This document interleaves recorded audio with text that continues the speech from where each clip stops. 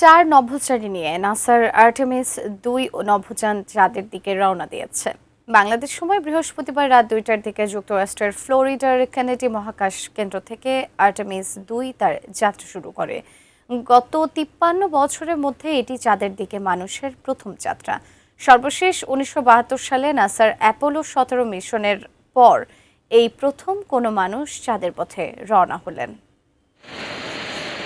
ফ্লোরিডার কেপ ক্যানাভেরালের Kennedy Space Center Orion ক্যাপসুলে চড়ে ঐতিহাসিক চন্দ্রাভিযানের জন্য প্রস্তুত নাসার আর্টেমিস ২ মিশনের ৪ নভোচারী যুক্তরাষ্ট্রের রিড ওয়াইজম্যান, ভিক্টর গ্রোভার ও ক্রিস্টিনা কোচ এবং কানাডিয়ান স্পেস এজেন্সির জেরেমি হ্যানসেন।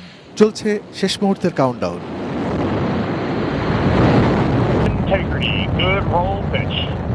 যুক্তরাষ্ট্রের স্থানীয় সময় বুধবার ওরিয়ন ক্যাপসুলে চড়ে ঐতিহাসিক যাত্রা শুরু করলেন এই ৪ নভোচারী। নাসার পক্ষ থেকে জানানো হয়েছে ক্যাপসুলটি প্রায় ১৫ ফিট চওড়া ও ৯ ফিট উঁচু। পরবর্তী ২৪ ঘন্টার মধ্যে এই ক্যাপসুল পৌঁছবে কক্ষপথে।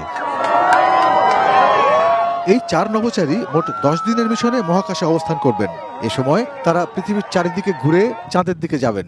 এরপর চাঁদকে একবার প্রদক্ষিণ করে আবার পৃথিবীতে ফিরে আসবেন। এটি চন্দ্রাভিযান হলেও নভোচারীদের কেউ চাঁদে পা রাখবেন না। মনুষ্যবাহী এই পরীক্ষামূলক যাত্রার মূল লক্ষ্য চাঁদে নিয়মিত যাতায়াত শুরু করা। নাসা ২০২৮ সালের মধ্যে চাঁদের দুর্গম দক্ষিণ মেরুতে আবার নভোচারী অবতরণের লক্ষ্য নির্ধারণ করেছে।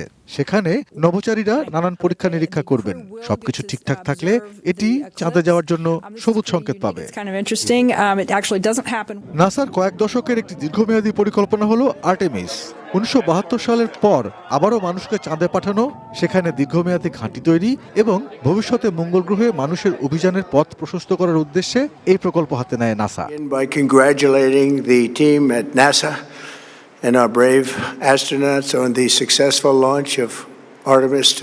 চাঁদের পথে রওনা হওয়া নভোচারীদের শুভেচ্ছা এবং অভিনন্দন জানিয়েছেন মার্কিন প্রেসিডেন্ট ডোনাল্ড ট্রাম্প।